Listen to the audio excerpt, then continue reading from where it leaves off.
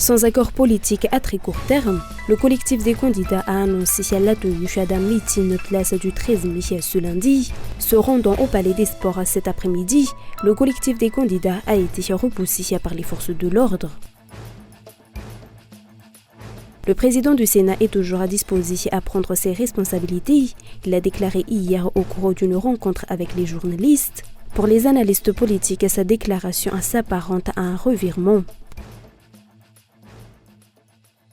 Dans l'actualité internationale, au moins 52 personnes ont été tuées et 58 autres blessées vendredi lors d'un attentat à suicide perpétré contre une mosquée lors d'un rassemblement religieux dans la province de Balonchita dans l'est du Pakistan, ont déclaré les autorités sanitaires et la police.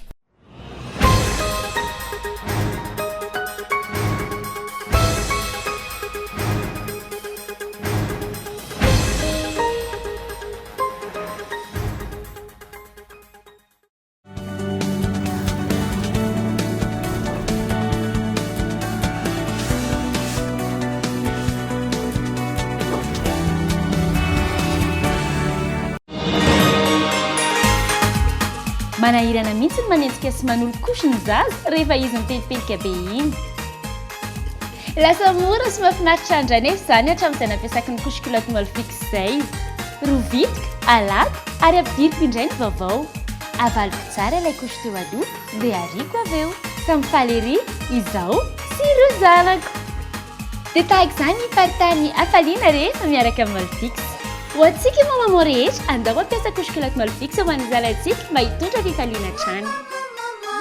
Molfix, mitombo am-pifaliana.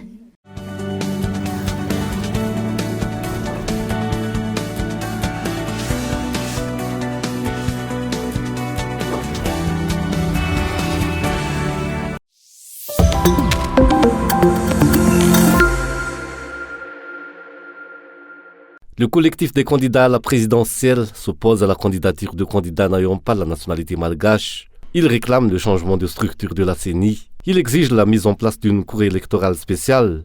Il conteste la mise en place d'un gouvernement collégial. Ce sont les 4 principaux points de la déclaration qu'ils ont faite ce jour. Sans accord politique à court terme, le collectif des candidats invite la population à se rendre sur l'emblématique place du 13 mai, lundi. Aujourd'hui, le collectif des candidats a été repoussé par les forces de l'ordre alors qu'il voulait solliciter un rendez-vous auprès du directeur du Palais des Sports. Retour en images sur cet après-midi mouvementé.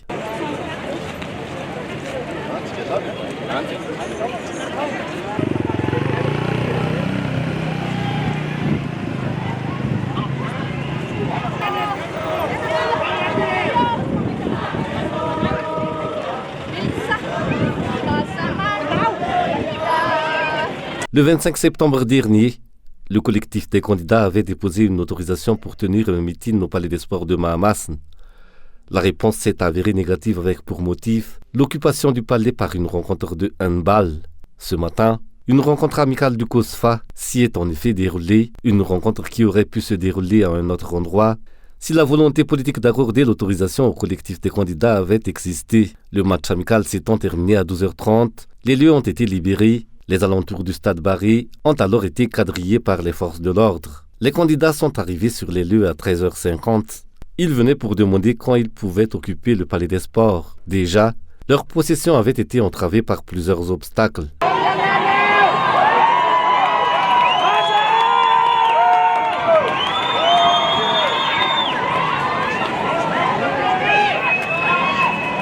Huit candidats sont arrivés sur les lieux.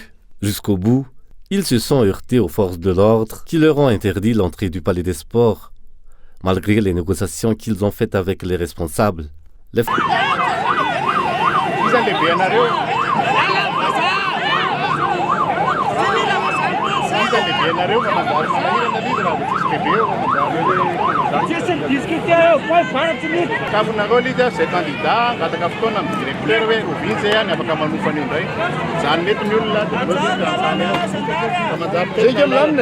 forces de l'ordre n'ont eu de cesse de repousser les candidats.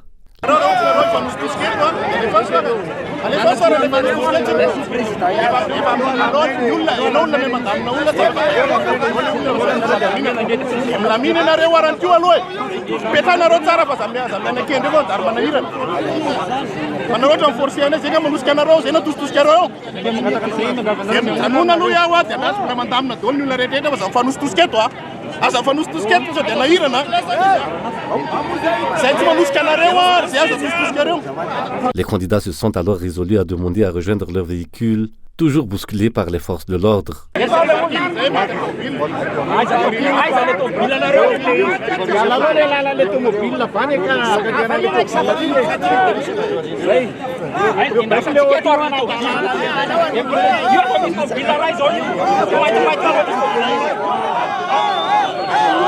Avant de quitter le Palais des Sports, l'un des candidats a fait une déclaration commune portant sur les 4 points cités plus haut, dont leur opposition à la candidature d'une personne n'ayant pas la nationalité malgache, le changement de la structure de la CENI, l'exigence de la mise en place d'une cour électorale spéciale, le refus du gouvernement collégial, sans accord politique à très court terme. Le collectif des candidats a annoncé la tenue d'un meeting place du 13 mai ce lundi. Les candidats ont alors quitté les lieux à bord de leur véhicule. Plusieurs fois, les forces de l'ordre ont fait obstacle. Les candidats se sont dirigés vers le collège Saint-Michel, accompagnés par une foule de supporters. Une fois de plus, les forces de l'ordre leur ont fait barrage.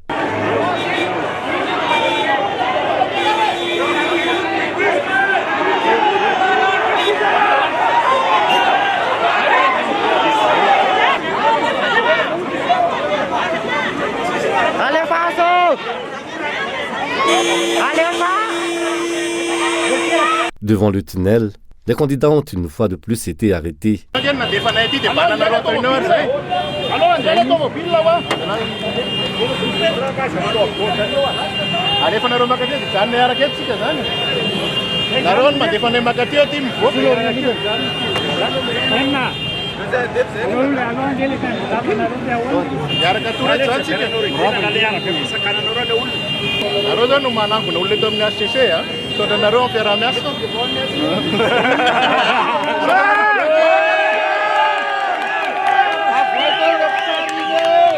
Bousculade de plus entre les forces de l'ordre et les candidats. Certains de leurs supporters ont été invectivés.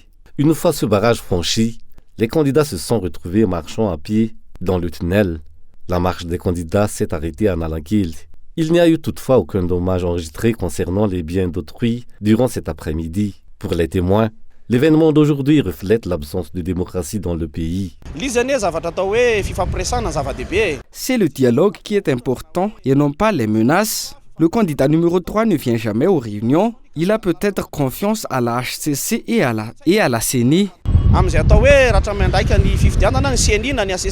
Rappelons que les candidats militent pour le respect des lois en vigueur dans le pays. La HCC, le gouvernement comme le président du Sénat sont concernés. Pour le collectif des candidats, il est primordial d'appliquer la loi dans le contexte électoral actuel.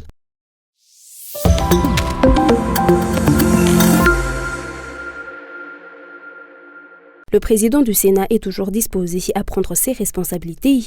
Il l'a déclaré hier au cours d'une rencontre avec des journalistes, en comparant la situation actuelle du pays à un bateau qui vogue contre vents et marées et son capitaine pour le diriger.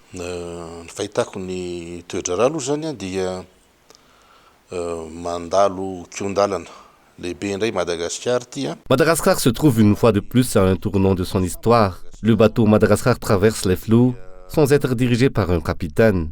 Le pays a besoin d'un père et en tant que président de la deuxième institution du pays, je suis toujours prêt à prendre mes responsabilités pour l'intérêt du pays. Je suis totalement prêt, je priorise ce qui est bon pour le pays et je collabore avec toute institution du pays.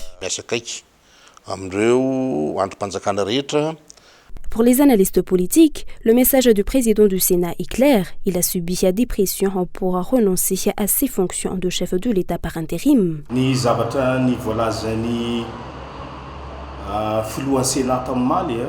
Si on décortique ce que le président du Sénat a déclaré hier, on sent qu'il a subi des pressions. Sa volonté de prendre ses responsabilités transparaît dans ce qu'il dit, mais il semble en proie à des pressions de sa famille politique. D'après cet analyste politique, les dirigeants actuels commencent à vouloir rebrousser chemin face aux infractions à la Constitution commises dans le pays.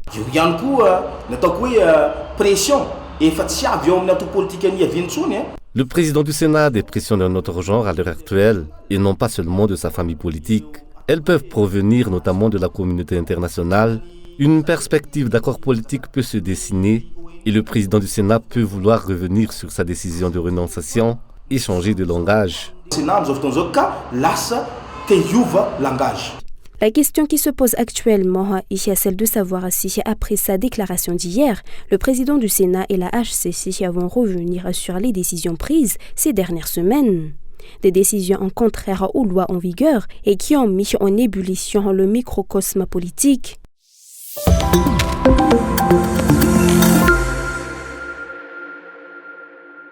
Les fautes relevées par les différents Fouktans lors de la distribution des cartes d'électeurs sont multiples. Elles portent souvent sur des incorrections dans les noms et les adresses. Dans le Fouktan cité en Kanchef Ressan, dans la commune Anjanaouch, ce sont carrément 10 doublons qui ont été relevés.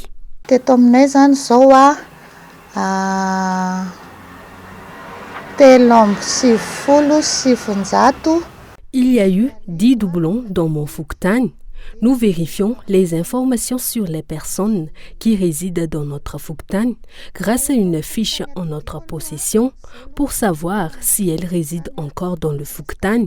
Ce n'est qu'après que nous remettons le doublon à la personne qui est d'ailleurs surprise de la situation vu qu'elle n'a jamais déménagé.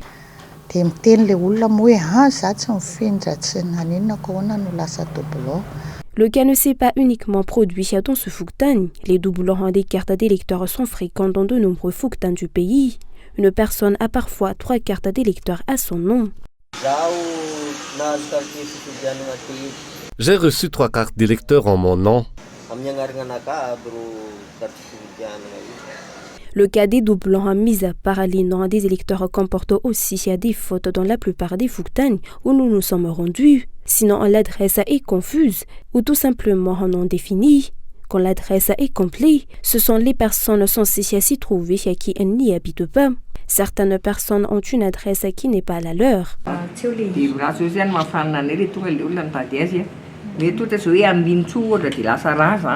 Nous avons du mal à trouver les noms car ils ont été mal transcrits. On essaie de deviner à peu près où ils peuvent se trouver sur la liste. Là, l'adresse n'est pas complète.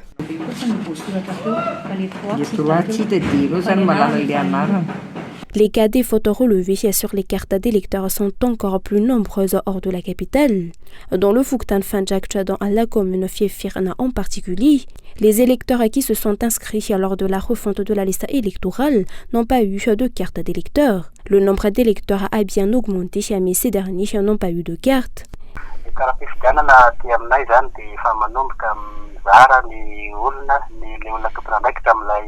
Les noms qui figurent sur les cartes d'électeurs ont parfois changé. Il y a des électeurs qui n'ont pas de carte. Les nouveaux électeurs que nous avons inscrits sur la liste ne figurent pas sur la liste actuelle.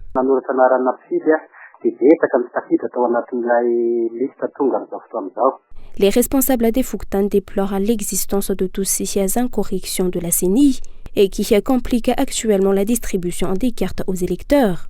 D'après les explications, les doublons sont remis aux titulaires de la carte. Certaines cartes qui comportent des noms d'électeurs décédés sont retournées à la CENI. Toutes ces anomalies enregistrées ne peuvent que conforter les craintes concernant la tenue d'élections fiables. Rappelons que ce sont les dénombrements de la CENI dans chaque région qui sont chargés de l'impression des cartes d'électeurs. Les districts ont apposé à les cacher avant que les cartes ne parviennent au Fouktan.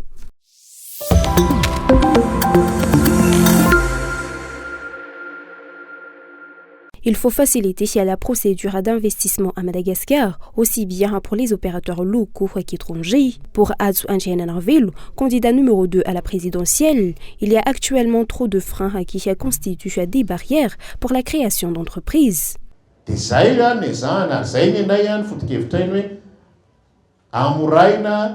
Mba afahan'ny olona natompo tany io na vahiny mampiasa vola eto. Il faut alléger les procédures pour attirer les investisseurs locaux comme étrangers. En tant que chef d'entreprise, j'ai constaté qu'il y a plus d'obstacles que de facilités. Lorsqu'on élève un bœuf et qu'on décide de le vendre, il faut une multitude de papiers. Cela freine toute envie de faire de l'élevage. Si on vend 10 bœufs, le prix d'un bœuf va au paiement des différents papiers. Il incombe à l'État de lever tous les obstacles qui existent et d'alléger la procédure. Il faut le faire dans tous les secteurs pour développer le pays.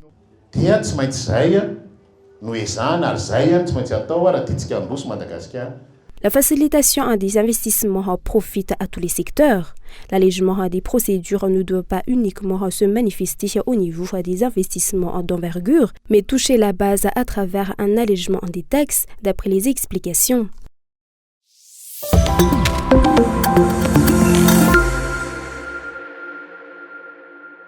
Les candidats à la présidentielle peuvent désormais introduire des hélicoptères pendant la tenue de la campagne électorale. L'aviation civile de Madagascar l'a annoncé hier au cours d'une réunion avec les représentants des candidats.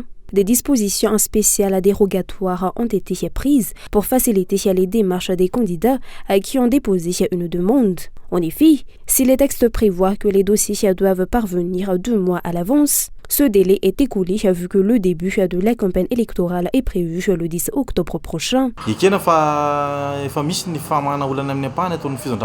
On peut dire que des efforts sont faits notamment en ce qui concerne la dérogation sur l'introduction d'hélicoptères annoncée hier par l'ACM pour les candidats à la présidentielle. Si on commence ainsi à résoudre des problèmes, il faut aller plus loin. Il faut aussi résoudre le problème des listes électorales. Des personnes qui se sont inscrites ne figurent pas sur la liste. Le gouvernement doit prendre des mesures et trouver des solutions au plus vite. Jusqu'ici, d'après l'ACM, 4 candidats ont fait parvenir une demande d'introduction d'hélicoptères. Il s'agit de Mark Ravalmanan, Taina Razavdouel, Adsu Anjana Narvelu et Yassiten Haranjana Sulnieko.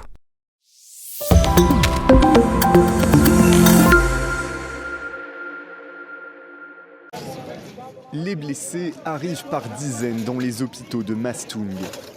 Dans cette ville de la province du Baloutchistan, à l'ouest du Pakistan, une violente explosion vient d'endeuiller une procession religieuse.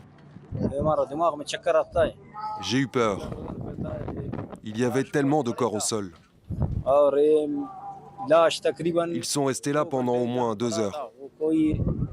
Il n'y avait personne pour nous secourir. Les gens emmenaient les cadavres dans leur voiture. Les victimes sont des musulmans qui célébraient la naissance du prophète Mahomet, une commémoration tolérée par la plupart des courants de l'islam mais rejetée par certains. À l'instar des autorités locales, le gouvernement pakistanais a dénoncé un attentat commis selon lui par des éléments terroristes. L'attaque sur des personnes innocentes qui étaient venues participer à la procession de la fête de la naissance est un acte odieux. Pour l'heure, l'attaque n'a pas été revendiquée. Les talibans pakistanais, pourtant actifs dans le pays, ont nié leur implication dans l'explosion. L'exécutif du Baloutchistan a décrété un deuil de 3 jours et a appelé les Pakistanais à donner leur sang pour soigner les blessés.